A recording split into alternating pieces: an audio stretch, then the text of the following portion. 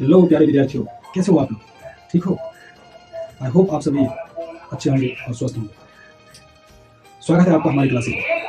प्यारे बच्चों, हम सभी एग्जामिनेशन के बहुत निकट आ गए हैं। मात्र 30 दिन ही बचे हैं, 1 मंथ। तो जो भी विद्यार्थी सीरियस नहीं हुए हैं, अब समय आ गया है। मात्र 30 दिन बचा हुआ। अब सीरियस हो जाइए, क्योंकि अब बिल्कुल भी समय नहीं है। अब पूरा जोर शोर से मेहनत करें, ओके? और आपके प्रिपरेशन को हम और भी मजबूत बनाने के लिए आ गए। ठीक है, तो चलिए स्टार्ट करते हैं हम अपनी क्लासेस को एक प्यारा सा कोट्स के साथ। जब सो रहे होंगे सब, तब भी आपको जाकर पढ़ना होगा। जब सो रहे होंगे सब, तब भी आपको जाकर पढ़ना होगा। और बड़ा सपना तो आपने देखा है, बड़ा सपना तो आपने देखा है, इसे पूरा भी आपको ही करना होगा, इसे पूरा भी आपको ही करना होगा। तो प्यारे बच्चों, एग्जाम्स में मात्र कुछ ही दिन बचे हुए, 30 दिन, और 30 दिन में पूरा जोर शोर लगा दीजिए और अच्छे मार्क्स लाइए। चलिए क्लास को स्टार्ट करते हैं। प्यारे विद्यार्थियों, हम आ गए हैं क्लास 12 के सब्जेक्ट अकाउंटेंसी चैप्टर 1, जिसका नाम है एमपीओ, गैर लाभकारी संस्था। इस चैप्टर से लगभग जिसका वेटेज होता है 10 मार्क्स, लगभग 10 मार्क्स का पूछा जाता है। और इसका top 10 most VVI objective question से लेकर के आए हैं। प्यारे बच्चों, ये आपके एग्जामिनेशन के लिए बहुत ही रामबाण होगा, रामबाण ऑब्जेक्टिव है। तो चलिए देखते हैं।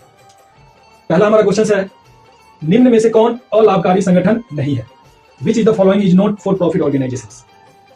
तो ऑप्शंस है school, B hospital, C club, D partnership firm.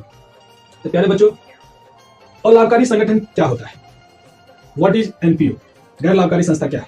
तो ऐसी संस्था जिसका उद्देश्य लाभ कमाना नहीं होता है, जिसका मोटिव लाभ कमाना नहीं होता है, उसे हम गैर लाभकारी संस्था कहते हैं। इस चारों ऑप्शंस में स्कूल्स, हॉस्पिटल, स्कूल्स जो होती हैं, स्कूल्स का मोटिव जो है लाभ कमाना नहीं होता है।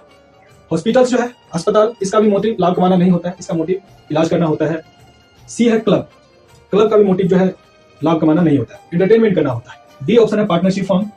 तो पार्टनरशिप फर्म यानी कि साझेदारी संस्था, और साझेदारी संस्था जो है 2 या 2 से अधिक व्यक्ति मिलकर किसी साझेदारी में लाभ कमाने के उद्देश्य से जुड़ता है, तो इसका उद्देश्य लाभ कमाना होता है। तो क्वेश्चन हमारा है कि कौन अलाभकारी संगठन नहीं है? तो ऑप्शन हमारा जो है डी हो जाएगा सही, डी ऑप्शन इज राइट। ठीक है, चलिए सेकंड, निम्न में से कौन आय नहीं है? Which of the following is not an income? Option है A subscription, B donation, C sale of tickets, D endowment fund. तो प्यारे बच्चों, सब्सक्रिप्शन एनपीओ का मेन सोर्स ऑफ इनकम होता है, मुख्य स्रोत होता है आमदनी का। डोनेशन, दान, सेकंड सोर्स ऑफ इनकम होता है। सेल ऑफ टिकट्स, ये भी गैर लाभकारी संस्था का आमदनी ही है, आय ही है। एंडोमेंट फंड, यहाँ पे फंड लगा हुआ है, तो फंड जो है संस्था के लिए लायबिलिटीज होता है, इसीलिए इसका आंसर जो है ऑप्शन डी हो जाएगा सही। चलिए नेक्स्ट क्वेश्चन देखते हैं। प्राप्ति और भुगतान खाता है, receipt and payment account is a. देखते हैं।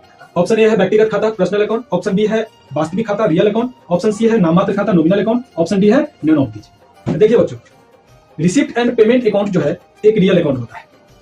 क्यों? क्योंकि receipt and payment account cash book का सारांश होता है, और कैश जो है एसेट्स होता है, और एसेट्स रियल अकाउंट होता है, इसीलिए हमारा रिसिप्ट एंड पेमेंट अकाउंट क्या होगा? रियल अकाउंट होगा। चलिए क्वेश्चन 4, आय व्यय खाता है, income and expenditure account is.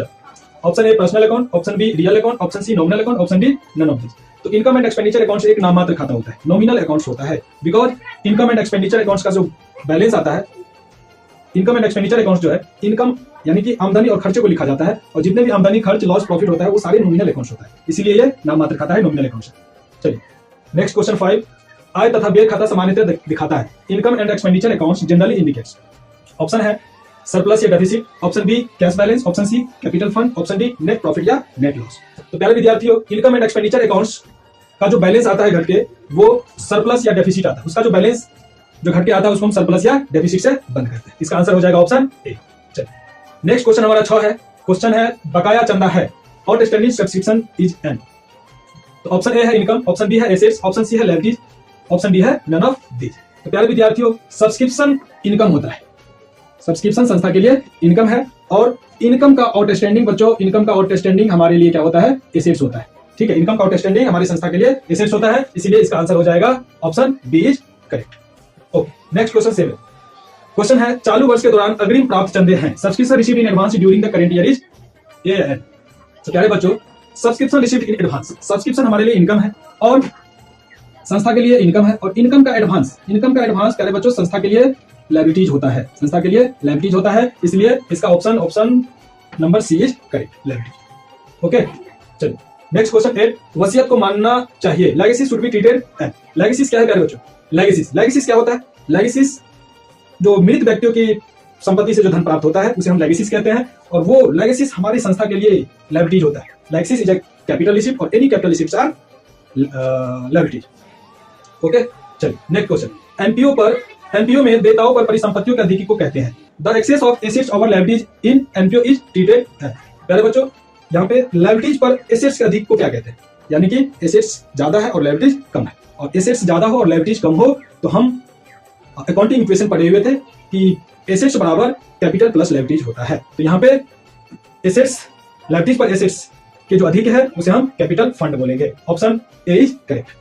चलिए नंबर 10 क्वेश्चंस, प्राप्ति और भुगतान खाता सामान्यतः दर्शाता है। Receipt and payment account generally indicates. Receipt and payment account, प्यारे बच्चों रिसिप्ट एंड पेमेंट अकाउंट एक रियल अकाउंट होता है, और वो हमें, और इसका जो बैलेंस आता है वह कौन सा बैलेंस आता है? डेबिट बैलेंस आता है, क्योंकि receipt and payment account cash book का सारांश और कैश एसेट्स है, और एसेट्स का नॉर्मल बैलेंस हमेशा डेबिट होता है, इसीलिए ऑप्शन सी इज करेक्ट। तो प्यारे बच्चों ये हमारा top 10 most VVI objective question था एनपीओ चैप्टर से।